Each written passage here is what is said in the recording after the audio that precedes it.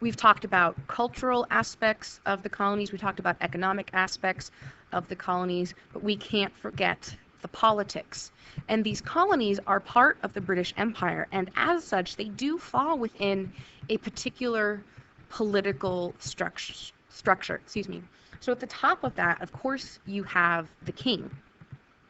The king insists that he is sovereign, but he does work in cooperation, in conjunction with Parliament. Now, at this time, Parliament has the House of Commons and the House of Lords, and all of those representatives chosen from the different areas, the different counties, the different seats of England. They are going to pass and create laws that they will then have the governor of these colonies enact. The governor is a royal employee. He can appoint judges. He is responsible for diplomacy between the colonies. He's responsible for any military that is in his colony. And any acts that are created by lower government positions, he can veto if he chooses. He also is assisted by a council, a group of men, a group of advisors that will help the governor make laws or make decisions. If the governor is away, the council can act on his behalf, almost like a regent, and they will approve new laws that come from the lower assembly. Now, the assembly is the group made up of the colonists. They are elected by the citizens. They must, however, be free, white, land-owning men. They meet only once a year or so, I mean, not much more often than that, and they pay the governor's salary. So we have really a royal structure in place with very little involvement by the citizens of the colonies. And things are working well. Things seem to function. And so this is what we would call salutary neglect. The king is not always going to enforce the rules or enforce the laws as long as the colonists provide what the empire needs.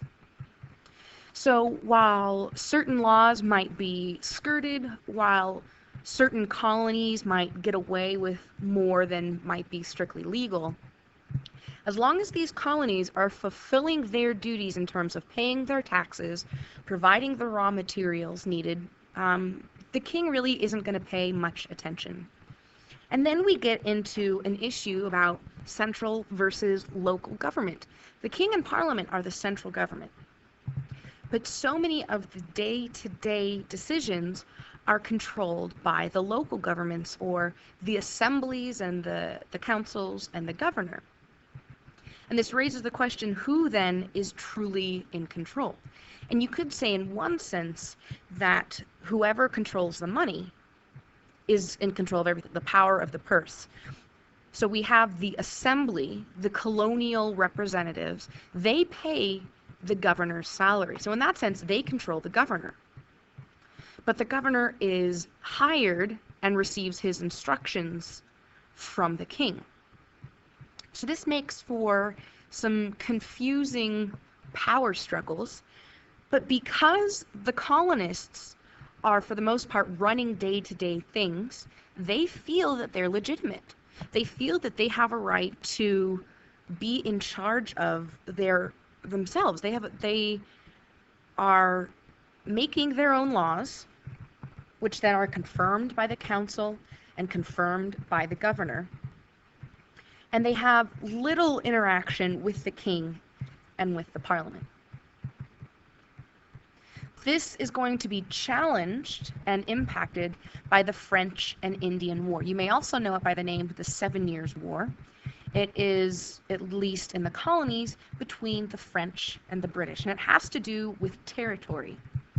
We know that the 13 British colonies were on the coast, but if you see here in blue, those are French territories. So we have what would become known as the Louisiana Territory, but there is a fair amount of disputed territory, especially in the Ohio River Valley. This was extremely fertile farmland, And as the colonies are getting more and more populated, more people are going to want to move into these territories, but remember, disputed by both French and British.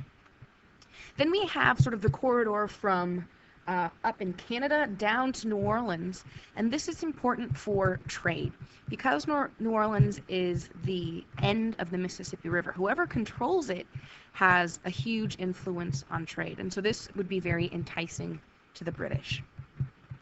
In this war, we have several battles. It's called the French and Indian War because the French and Indians worked together against the British. And we meet a young military man, Colonel George Washington. In class, we read the story Bulletproof and see sort of the divine intervention with Colonel Washington.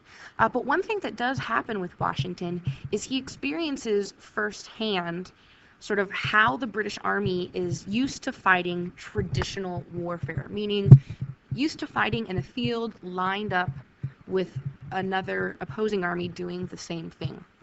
Because the French are working with the Indians are using the territory. They are using what we would call guerrilla warfare. Washington does have several successes. He does have a few failures as well, but his journals are sold throughout the colonies and England. So he becomes well known as a result of the French and Indian War, and he thought that he could turn this into a higher position in the British Army, but he isn't allowed to, so he stays just part of the militia, and he gets a bit of a chip on his shoulder about that, and curiously, perhaps part of the reason why he joins the American Army rather than the British later on. The war is finally ended with the Treaty of Paris, and here you can see the territorial differences. First of all, Britain then takes over tons of territory. Look at the difference between what Britain had and then after the Treaty of Paris, what constitutes British territory. So this establishes Britain as a major power. Britain also will have several victories in India, in the Caribbean. They get control along the Mississippi River. And France will get back a few Caribbean islands in exchange for Canada. Now, while the Canadian territories are much larger, for the French, they think that taking the Caribbean is a better deal because of all of the sugar plantations. Now, some of the enduring results of this war is that this was Britain fighting a war, but the colonists were often the ones fighting it, like Colonel George Washington. Then we have the massive debt that the British government gets into, and they argue that this debt was accrued in the protection of the British settlers in the New World. What will ultimately anger the colonists is with all of the territory that Britain takes over in French Canada, those citizens are treated differently than the English citizens who are living in the 13 colonies. These French Canadians, they are a different religion, they speak a different language, and they are allowed to practice Catholicism. They are allowed to continue fishing rights alongside the French. And for the colonists, they are questioning why are foreigners being treated better by the British government than the British subjects. And so we start to see a little bit of resentment. It does also demonstrate how difficult it can be to run an empire from a little island on the other side of the ocean.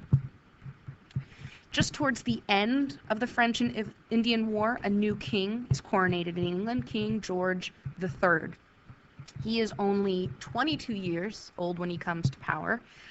He eventually would get the nickname Mad King George as a result of some mental illness, and it's very possible he was already showing signs of mental illness, almost a bit of manic depression, where he would have sort of bouts of intensity and then then he would have sort of episodes of depression. Because he is so young and inexperienced, he needs to choose a prime minister who can be incredibly effective. So he chooses George Grenville to be prime minister. And it is Grenville's job to rebuild the empire, to sort of fix debt after the French and Indian War. So one thing that Grenville does is he creates what's known as the Proclamation Line. And you can see this line here. The purpose of this line is to prevent English settlement west of this line. And the main issue is because that is where the Indians are. And if English settlers are going into this territory, they're going to come into contact with Indians and end up fighting, and then we would end up in just another war. This disrupts, or this angers the colonists, because more and more people are coming to the colonies wanting to settle. They want more territory. But Grenville thinks that this is essential in maintaining peace with Indian neighbors in the colonies. Another thing that we're going to see under Grenville is the power of the British Navy. Britain gained quite a bit of territory throughout the French and Indian War, also known as the 7 Years' War, and the reason that Britain, a small territory, small country, can control all of these other places is through their navy, and the navy will play into the economic policy of mercantilism. The navy is going to help protect all of the shipments of raw materials that the colonies produce for the mother country. And so they will want to export those goods more than they import goods to maintain what is called a favorable balance of trade. So the colony's job is to produce revenue for the mother country. And so now Grenville wants the 13 colonies to produce lots of goods to help pay off the debt caused by protection of the colonies. This is a chance both for economic benefit, but also for King George to exert his authority. Ultimately, it won't be received well.